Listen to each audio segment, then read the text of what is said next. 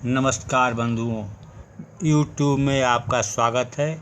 मैं प्रद्युम्न नारायण राय, युग शिल्पी, और आप देख रहे हैं चैनल गायत्री विद्या। बंधुओं, आज हम चर्चा करेंगे विद्यारंभ संस्कार पर। इससे पहले पुंसवन, नामकरण, अन्नप्राशन और मुंडन संस्कार का वीडियो बनाया जा चुका है। यदि आपने इन वीडियो को नहीं देखा है तो इस वीडियो के डिस्क्रिप्शन बॉक्स में मैंने लिंक कर दिया है, वहां से आप देख सकते हैं। बंधुओं, इससे पहले कि हम आगे बढ़ें, जिन लोगों ने मेरे इस चैनल को सब्सक्राइब नहीं किया है या फिर इस चैनल पर नए हैं तो कृपया इस चैनल को सब्सक्राइब करें और साथ ही बेल आइकन को प्रेस करें ताकि आपको समय समय पर नए नए वीडियो का नोटिफिकेशन आसानी से मिल सके। तो चलिए शुरू करते हैं गायत्री महामंत्र से।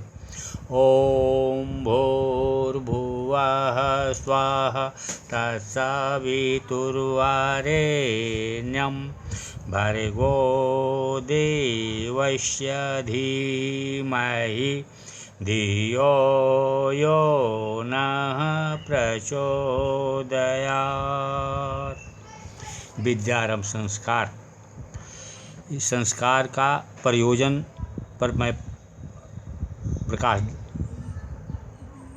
डाल रहा हूँ। प्रत्येक अभिभावक का यह परम पुनीत धर्म कर्तव्य है कि बालक को जन्म देने के साथ साथ आई हुई जिम्मेदारियों में से भोजन, वस्त्र आदि की सारी आवश्यकताओं की पूर्ति होने पर उसकी शिक्षा दीक्षा का प्रबंध करे।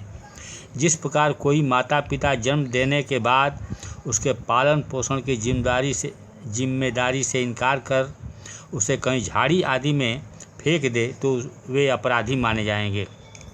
ठीक उसी प्रकार जो लोग बच्चों की शिक्षा दीक्षा का प्रबंध न करके उसे मानसिक विकास और मानव जाति की संग्रहित ज्ञान संपत्ति का साझेदार बनने से वंचित रखते हैं, वे भी उसी श्रेणी के अपराधी हैं जैसे कि बच्चों को भूखों मार डालने वाले। इस पाप एवं अपराध से मुक्ति पाने के लिए हर अभिभावक को अपने हर बच्चे की शिक्षा का, चाहे वो लड़की हो या लड़का, अपने सामर्थ्यानुसार पूरा प्रबंध करना होता है। इस धर्म कर्तव्य की पूर्ति का, अनुशासन का पालन करते हुए उसे अपने उत्तरदायित्व को निभाने की घोषणा के रूप में बालक का विद्यारंभ संस्कार करना पड़ता है। देवताओं की साक्षी में समाज को यह बताना पड़ता है कि मैं अपने परम पवित्र कर्तव्य को भूला नहीं हूँ, वरन उसकी पूर्ति के लिए समुचित उत्साह के साथ कटिबद्ध हो रहा हूँ। ऐसा ही प्रत्येक मनुष्य को करना चाहिए। किसी को भी अपनी संतान को विद्या से वंचित नहीं रहने देना चाहिए।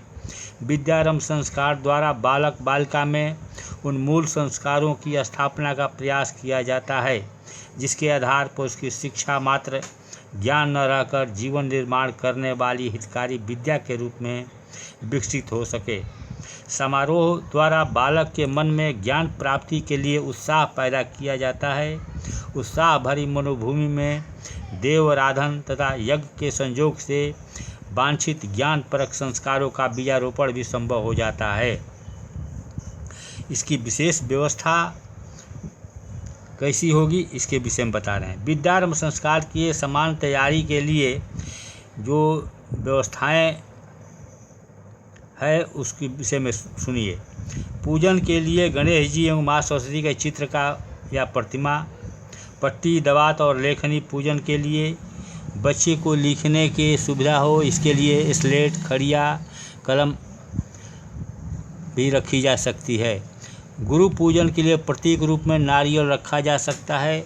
बालक के शिक्षक प्रत्यक्ष में हो तो उसका पूजन भी कराया जा सकता है। गणेश एवं सरस्वती पूजन, इसका शिक्षण और प्रेरणा पर बोल रहे हैं। गणेश को विद्या और सरस्वती को शिक्षा का प्रतीक माना गया है। विद्या और शिक्षा एक दूसरे के पूरक है, एक के बिना दूसरी अधूरी है। शिक्षा उसे कहते हैं जो स्कूलों में पढ़ाई जाती है। भाषा, गणित, इतिहास, शिल्प, रसायन, चिकित्सा, कला, विज्ञान आदि विभिन्न प्रकार के भौतिक ज्ञान इसी क्षेत्र में आते हैं। शिक्षा से मस्तिष्क की क्षमता विकसित होती है, उससे लौकिक संपत्तियों, सुविधाओं, प्रतिष्ठाओं एवं अनुभूतियों का लाभ मिलता है। संसारिक जीवन की सुख सुविधा के लिए इस प्रकार के ज्ञान की आवश्यकता भी है। यह सरस्वती आराधना है। विद्या के प्रतिनिधि गणेश जी हैं। विद्या का अर्थ है विवेक एवं सद्भाव की शक्ति। सद्गुण इसी वर्ग में गिने जाते हैं। उचित और अनुचित का, कर्तव्य और अकर्तव्य का विवेक विद्वानों को ही होता है। आज के छोटे से लाभ हानि की तुलना में वे दूरवर्ती हानि लाभ को महत्व देते हैं और इतना साहस और धैर्य बनाए रखते हैं जिसके आधार पर दूरवर्ती बड़े लाभ के लिए वर्तमान में थोड़ा कष्ट सह सके अथवा भविष्य की अधिक हानि को कठिनाइयों का स्वरूप समझते हुए आज के छोटे मोटे प्रलोभन या आकर्षण का परित्याग कर सके। विचारों और वर्णों को सुव्यवस्थित बनाने के लिए किया हुआ श्रम गणेश की आराधना के लिए किया गया तप ही मानना चाहिए। आदर्शवादिता की उच्च स्तरीय सद्भावनाओं का समावेश जिस विचारणा में सन्निहित हो उसे गणेश कहना चाहिए। गणेश के बाद सरस्वती पूजन कराया जाता है। गणेश का स्थान प्रथम और सरस्वती का दूसरा है। भावना को प्रधान और चतुरता को गौण माना गया है। शिक्षा के चतुरता के ऊपर विवेक और आदर्श को अंकुश के लिए देखा जा सकता है। धर्म, कर्तव्य एवं औचित्य का गणेश का नियंत्रण हमारी सारी गतिविधियों पर होना चाहिए, अन्यथा वे निरंकुश होकर उच्छृंखलता बरतेगी और पतन के गहन गर्त में गिरा देगी। बालक चाहे जितनी विद्या पढ़े, विद्वान और क्रिया कुशल कितना ही अधिक क्यों न हो जाए, उसे आजीवन यह स्मरण रखना चाहिए कि सदुद्देश्य से एक कदम भी विचलित न हुआ जाए। समृद्धियों एवं विभूतियों को तनिक भी उच्छृंखल न होने दिया जाए। शिक्षा और बुद्धि का दुरुपयोग न होने पाए। उनके द्वारा जो भी प्रगति हो वह पतन की ओर नहीं, उत्थान की ओर ही ले जाने वाली हो। मस्तिष्क पर सदैव विवेक का नियंत्रण बना रहे, इस तत्व को हृदय में प्रतिष्ठापित करने के लिए बालक विद्यारंभ के समय गणेश पूजन करता है। माता का स्नेह जिस प्रकार पुत्र के लिए आजीवन आवश्यक है, उसी प्रकार विद्या का, सरस्वती का अनुग्रह भी मनुष्य पर आजीवन रहना चाहिए। सरस्वती माता हमारी प्रत्यक्ष देवी है। अध्ययन के द्वारा ही उनकी आराधना होती है। उपासना, आहार, स्नान, शयन आदि की तरह अध्ययन भी हमारे दैनिक जीवन में आवश्यकता का एक अंग बना रहे तो समझना चाहिए कि सरस्वती पूजन का वास्तविक तात्पर्य समझ लिया गया। गणेश पूजन, इसका क्रिया और भावना पर प्रकाश डाल रहे हैं। आप लोग देखें। बालक के हाथ में अक्षत, पुष्प, रोली देकर मंत्र के साथ गणपति जी के चित्र के सामने अर्पित कराएं। भावना करें कि इस आवाहन पूजन के द्वारा विवेक के अधिष्ठाता से बालक की भावना का स्पर्श हो रहा है। उनके अनुग्रह से बालक मेधावी और विवेकशील बनेगा। इसका मंत्र है यजुर्वेद में, ओम गणानान्त्वा गणपति गुंहवामहे प्रियाणान्त्वा प्रियपति गुंहवामहे निधिनान्त्वा निधिपति गुंहवामहे वसो मम आहम जानि गर्भधमात्वमजासि गर्भधम्। ओम गणपते नमः। आवाहयामि, स्थापयामि, ध्यायामि। अब सरस्वती पूजन क्रिया और भावना, बालक के हाथ में अक्षत, पुष्प, रोली आदि देकर मंत्र बोलकर माँ सरस्वती के चित्र के आगे पूजा भाव से समर्पित कराएं। भावना करें कि यह बालक कला, ज्ञान, संवेदना की देवी माता सरस्वती के स्नेह का पात्र बन रहा है। उनकी छत्र छाया का रसवादन करके यह ज्ञानार्जन में सतत रस लेता हुआ आगे बढ़ सकेगा। इसका मंत्र है यजुर्वेद में, ओम पावकाना सरस्वती बाजेभिर्वाजिनीवती यज्ञं वस्तु धिया वसु। ओम सरस्वती नमः। आवाहयामि, स्थापयामि, ध्यायामि। उपकरणों, माध्यमों की पवित्रता के विषय में आप प्रकाश डाल रहे हैं। गणेश और सरस्वती पूजन के उपरांत शिक्षा के उपकरणों, दावात, कलम और पट्टी का पूजन किया जाता है। शिक्षा प्राप्ति के लिए यह तीनों ही प्रधान उपकरण हैं।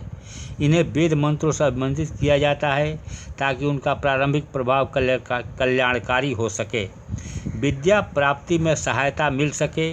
मंत्रों से इन तीनों को पवित्र अभिमंत्रित किया जाता है ताकि इन उपकरणों में पवित्रता स्थिर रखी जा सके। उपकरणों की पवित्रता हर कार्य में आवश्यक है। साधन पवित्र होंगे तो ही साध्य की उत्कृष्टता कायम रखी जा सकेगी। गलत उपायों से, दूषित उपकरणों से यदि कोई सफलता प्राप्त कर भी ली जाए तो उस सफलता का लाभ उतना सुखप्रद नहीं होता जितना कि अनुपयुक्त माध्यमों को अपनाने में बिगड़ा अपना स्वभाव अपने लिए दुर्गामी, अहित और अनिष्ट उत्पन्न करता है। जिस प्रकार स्वच्छ बर्तन में रखा हुआ दूध ही पीने योग्य होता है, मैले गंदे बर्तन में रखने से वह फट जाता है और पीने पर रोग विकार उत्पन्न करता है, उसी प्रकार अनुपयुक्त उपकरणों से जो भी कार्य किया जाता है वह बाहर से कितना ही अच्छा क्यों न दिखता हो, कितना ही जल्दी सफल क्यों न हुआ हो, अवांछनीय है। विद्यारंभ संस्कार का प्रयोजन यह है कि विद्यार्थी का ध्यान विद्या की महत्ता एवं उपकरणों की पवित्रता की ओर आकर्षित किया जाए। अध्ययन तो निमित्त मात्र है, वस्तुतः उपकरणों की पवित्रता यह एक आदर्श दृष्टिकोण है जिसे हर क्षेत्र में अपनाया जाना चाहिए। हम जो भी कुछ भी कार्य, व्यवहार एवं प्रयोग करें उसमें कोई इस बात का पूरा ध्यान रखें कि किसी प्रलोभन या जल्दबाजी में अनुपयुक्त साधनों का उपयोग न किया जाए। अपना हर उपकरण पूरी तरह पवित्र रहे। शिक्षा की 3 अधिष्ठात्री देवियाँ हैं। उपासना विज्ञान की मान्यताओं के आधार पर कलम के अधिष्ठात्री देवी दृष्टि, दवात की अधिष्ठात्री देवी पुष्टि और पट्टी की अधिष्ठात्री देवी तुष्टि मानी गई है। षोडश मातृकाओं में दृष्टि, पुष्टि तथा तुष्टि 3 देवियाँ उन 3 भावनाओं का प्रतिनिधित्व करती है जो विद्या प्राप्ति के लिए आधारभूत है। विद्यारंभ संस्कार में कलम पूजन का मंत्र बोलते समय दृष्टि का आवाहन करते हैं। निर्धारित मंत्रों में उन्हीं की वंदना वर्तना की गई है। लेखनी पूजन, शिक्षा और प्रणाम। विद्यारंभ करते हुए पहले कलम हाथ में लेनी पड़ती है।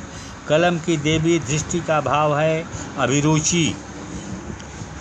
विद्या प्राप्त करने वाले के अंतःकरण में यदि उसके लिए अभिरुचि होगी तो प्रगति के समस्त साधन बनते चले जाएंगे। बिना रुचि जागृत हुए पढ़ना ही नहीं, कोई भी काम भार रूप प्रतीत होता है, उसमें मन नहीं लगता।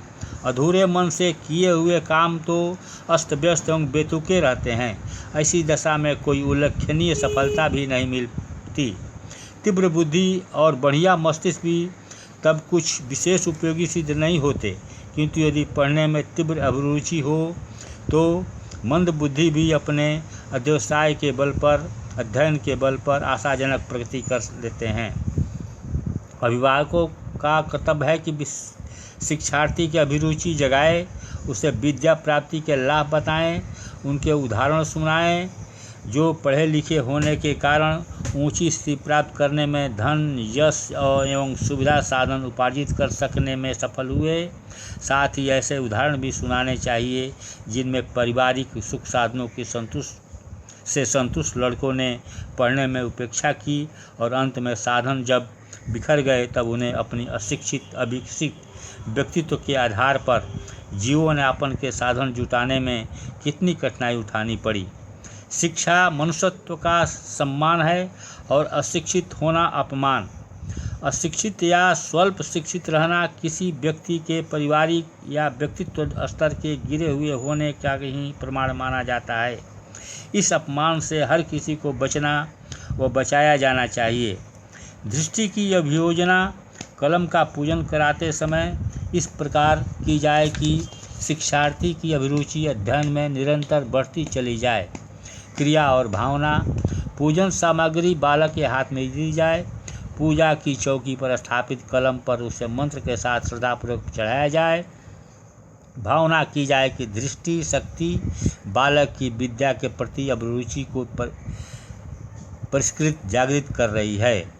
इसका मंत्र है यजुर्वेद में ओम पुरोदस्मो दस्मो विश्वरूपा इंदु अंतर्महिमान मानंजधीरा एकपदिं द्विपदिं त्रिपदिं चतुष्पदिं अष्टापदिं भुवनानु प्रथन्तगुं स्वाहा।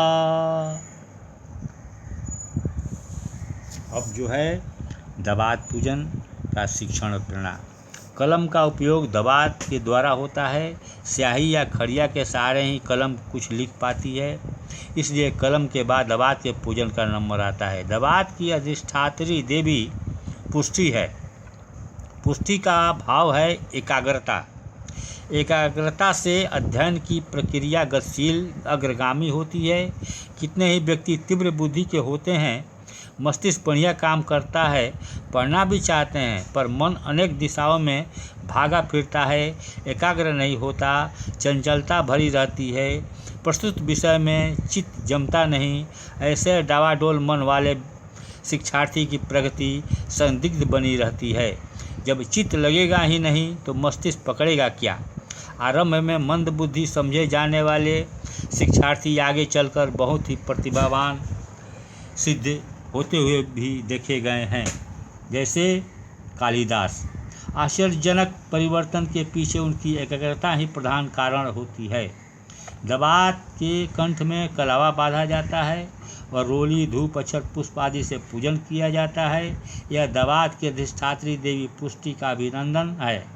इस पूजा का प्रयोजन यह है कि शिक्षार्थी को एकाग्रता का महत्व समझाया जाना चाहिए और इसका उसे व्यवहारिक अभ्यास भी कराया जाना चाहिए। समुचित मात्रा में अभिरुचि हो और साथ ही एकाग्रता का अभ्यास हो जाए तो फिर विद्या लाभ की दिशा में आशाजनक सफलता संभव हो जाती है। इसका क्रिया और भावना पर प्रकाश डाल रहे हैं। पूजा वेदी पर स्थापित दवात पर बालक के हाथ से मंत्रोच्चार के साथ पूजन सामग्री अर्पित कराई जाए। भावना की जाए कि पुष्टि शक्ति के सानिध्य से बालक में बुद्धि की तीव्रता, एकाग्रता की उपलब्धि हो रही है। इसका यजुर्वेद में मंत्र है, ओम देवी स्त्रो देवीर्वयोधसं पतिमिन्द्रमवर्धयं जगत्या छन्दसेन्द्रिया गोंगरीषु सुसमिन्द्रे वयो दधद्वसुवने वसुदेयस्वव्यन्तु यजा। पट्टी पूजन, इसका शिक्षण और प्रेरणा पर प्रकाश डाल रहे हैं। उपकरणों में तीसरा पूजन पट्टी का है। कलम दवात की व्यवस्था हो जाने पर उसका उपयोग पट्टी या कापी कागज पर ही होता है। इसकी अधिष्ठात्री तुष्टि है। तुष्टि का भाव है श्रमशीलता। अध्ययन के लिए श्रम की भी उतनी ही आवश्यकता है जितने की अभिरुचि एवं एकाग्रता की। किसी छात्र की पढ़ने में अभिरुचि भी है, चित्त भी एकाग्र कर लेता है, पर आलसी स्वभाव होने के कारण परिश्रम नहीं करता, जल्दी ऊब जाता है और पढ़ाई बंद करके दूसरे काम में लग जाता है, तो देर तक लगातार मेहनत न करने का दुर्गुण उसकी अन्य विशेषताओं पर पानी फेर देता है। जिस प्रकार भौतिक निर्माणात्मक कार्यों की सफलता शारीरिक श्रम पर निर्भर रहती है, उसी तरह मानसिक उपलब्धियां मानसिक श्रम पर अवलंबित है। श्रम के बिना इस संसार में कुछ भी प्राप्त नहीं किया जा सकता। साधन कितने ही प्रचुर एवं प्रखर क्यों न हो, उनका लाभ तो तभी मिलेगा जब उनका उपयोग किया जाएगा। उपयोग में श्रम अपेक्षित है, इसलिए शिक्षार्थी को परिश्रमी भी होना चाहिए। उसे पढ़ने में जी लगाकर मेहनत करने का अभ्यास बनाना चाहिए। ये आदत जिस प्रकार पड़े उसका उपाय अभिभावकों को करना चाहिए। पट्टी, दवात, कलम तीनों उपकरणों का पूजन करने के साथ साथ यह तथ्य भी हृदयंगम किया जाता है कि हमारे सभी साधन पवित्र हो। विद्या भी पवित्र साधनों से पवित्र उद्देश्यों की पूर्ति के लिए प्राप्त की जाए। अभिरुचि, एकाग्रता और श्रमशीलता का आधार के लेकर विद्या लाभ के महत्वपूर्ण मार्ग पर बढ़ा जाए। क्रिया और भावना, बालक द्वारा मंत्रोच्चार के साथ पूजा स्थल पर स्थापित पट्टी पर पूजन सामग्री कराई जाए। भावना की जाए कि इस आराधना से बालक तुष्टि शक्ति से संपर्क स्थापित कर रहा है, उस शक्ति से परिश्रम साधना करने की क्षमता का विकास होगा। यजुर्वेद का एक मंत्र है, ओम सरस्वती योन्यां गर्भमंतरस्वीभ्यां पत्नी सुकृतं बिभर्ति अपागुं रसेन वरुणो न साम्नेन्द्रगुं श्रियै जनयन् सुराजा। गुरु पूजन, शिक्षण और प्रेरणा, इस पर प्रकाश डाल रहे हैं। शिक्षा प्राप्ति के लिए अध्यापक के सानिध्य में जाना पड़ता है। जिस प्रकार गौ अपने बछड़े को दूध पिलाती है, उसी तरह गुरु अपने शिष्य को विद्या रूपी अमृत पिलाते हैं। इस प्रक्रिया में परस्पर श्रद्धा सद्भावना का होना आवश्यक है। गाय और बछड़े के बीच प्रेम न हो तो दूध पिलाने की प्रक्रिया कैसे चले। इसी प्रकार शिक्षार्थी के प्रति वात्सल्य न रखे तो ऊपरी मन से रुखाई के साथ सिखाने का कार्य सार ही नहीं रहेगा। जिस प्रकार गाढ़ी कमाई का पैसा ही फलता फूलता है, उसी प्रकार गुरु के प्रति श्रद्धा सद्भावना रखकर उनका स्नेह वात्सल्य प्राप्त करते हुए जो सीखा जाता है वह जीवन में लाभदायक सिद्ध होता है। परस्पर उपेक्षा, उदासीनता अथवा मनोमालिन्य तिरस्कार के भाव रखकर सिखाने से एक तो विद्या आती नहीं, यदि आती भी है तो वह फलती फूलती नहीं। माता पिता की तरह गुरु का भी स्थान है। माता को ब्रह्मा, पिता को विष्णु और गुरु को महेश कहा गया है। ये तीनों ही देवताओं की तरफ श्रद्धा सम्मान के पात्र हैं। अतएव विद्यारंभ संस्कार में गुरु पूजन को एक अंग माना गया है। कलम, दवात, पट्टी का पूजन करने के उपरांत शिक्षा आरंभ करने वाले गुरु को पुष्पमाला, कलावा, तिलक, आरती, फल इत्यादि श्रद्धांजलि अर्पित करते हुए पूजन कर नमस्कार करना चाहिए। इस पूजन का प्रयोजन है कि शिक्षार्थी अपने शिक्षकों के प्रति पिता जैसी श्रद्धा रखे, उन्हें समय समय पर प्रणाम अभिवादन करे, समुचित शिष्टाचार बरते, अनुशासन माने और जैसा वे निर्देश करें वैसा आचरण करें। अपने परिश्रम और शिष्टाचार से उन्हें प्रसन्न रखने का प्रयत्न करे। इसी प्रकार अध्यापक का भी कर्तव्य है कि वह शिक्षार्थी को अपने पुत्र की तरह समझे, उसे अक्षर ज्ञान ही नहीं स्नेह सद्भाव वात्सल्य भी प्रदान करे। क्रिया और भावना, मंत्र के साथ बालक द्वारा गुरु के अभाव में उसके प्रतीक का पूजन कराया जाए।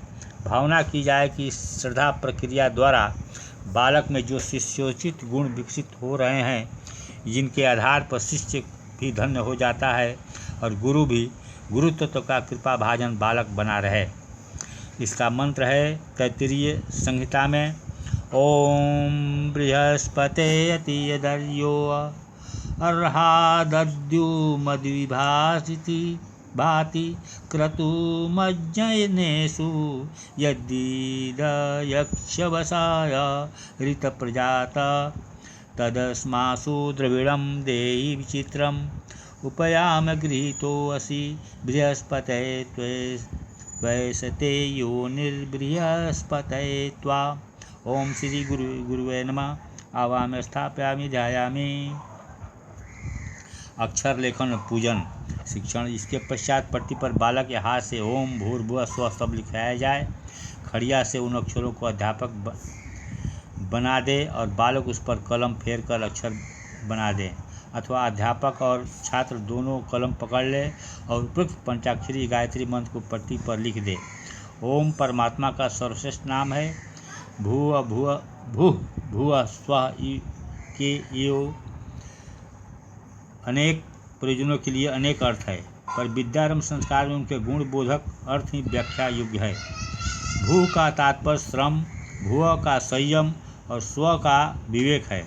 शिक्षा का प्रयोजन इन तीन महान वृत्तियों को जागृत समुन्नत करना ही है। शिक्षित व्यक्ति यदि परिश्रमी, संयमी और विवेकवान है तो समझना चाहिए कि उसका पढ़ना सार्थक हुआ, अन्यथा पढ़े गद्दे तो लगभग करोड़ों गली कूचों में भरे पड़े हैं। वे अधिक पैसा बनाने, अधिक खुराफात करने के अतिरिक्त और कुछ बड़ी बात कर नहीं पाते।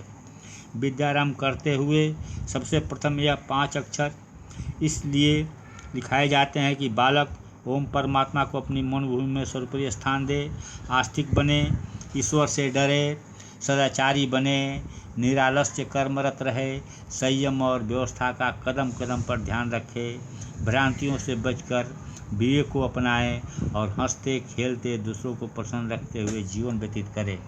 यही पंचाक्षरी प्रशिक्षण शिक्षा के उद्देश्य का सार है। विद्या उसी का नाम है जो मनुष्य के सद्गुणों को बढ़ाए। ओम भूर्भुवः स्वः का सर्वप्रथम लेखन विद्यारंभ संस्कार के समय इसी दृष्टि से कराया जाता है। क्रिया और भावना। अक्षर लेखन करा लेने के बाद उन पर अक्षर पुष्प छुड़वाएं। ज्ञान का उदय अंतःकरण में होता है, पर यदि उसकी अभिव्यक्ति करना न आए तो भी अनिष्ट हो जाता है। ज्ञान की प्रथम अभिव्यक्ति अक्षरों को पूजकर अभिव्यक्ति की महत्ता और साधना के प्रति उमंग पैदा की जाए। इसका मंत्र है यजुर्वेद में ओम नमः संभवाय च मयोभवाय च नमः शंकराय च मयस्कराय च नमः शिवाय च शिवतराय च। इसके बाद अग्नि स्थापन करके गायत्री मंत्र की 5 आहुतियाँ देकर क्रम चलावें और बालक उसमें सम्मिलित करें। इसके बाद विशेष आहुति हवन सामग्री में कुछ मिष्ठान मिलाकर 5 आहुतियाँ निम्न मंत्र से कराएं। भावना करें कि यज्ञीय ऊर्जा बालक के अंदर संस्कार द्वारा बड़े प्रभाव को स्थिर और बलिष्ठ बना रही है। ओम सरस्वती मनसा पेशलम वसुना सत्याभ्याम वयति दर्शतं यबभू रसं परिश्रुता न रोहितं नग्न ऊर्धिरस्तसरं न वेम स्वाहा इदं सरस्वतीदं न मम। विशेष आहुति करने के बाद शेष कर्म आशीर्वाद वगैरह विसर्जन करके समाप्त किया जाए। अब जो है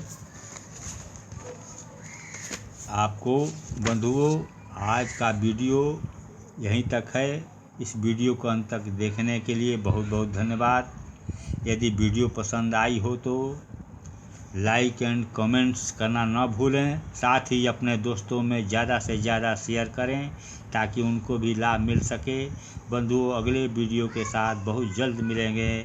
तब तक के लिए जय हिंद, जय भारत, जय गायत्री माता। शांति।